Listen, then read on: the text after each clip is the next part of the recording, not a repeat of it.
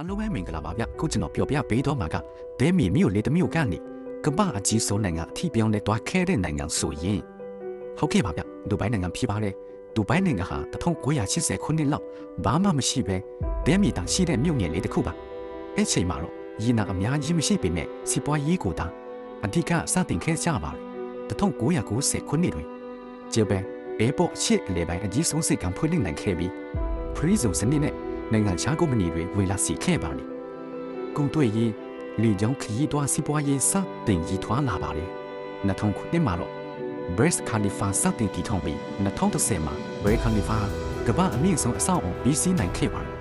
2017-2019ခုနှစ်မှာခရီးသွားရင်းနှီးမြှုပ်နှံမှုလေကြောင်း Emirates Airlines အရန်တိုးတက်လာပြီးအာရှအာဖရိကဥရောပကိုချိတ်ဆက်နိုင်တဲ့နိုင်ငံဖြစ်လာတယ်။2020-2015မှာတော့ဒူဘိုင်းဟာကမ္ဘာအကြီးဆုံးနိုင်ငံတစ်နိုင်ငံအဖြစ်အောင်မြင်နေပါပြီ။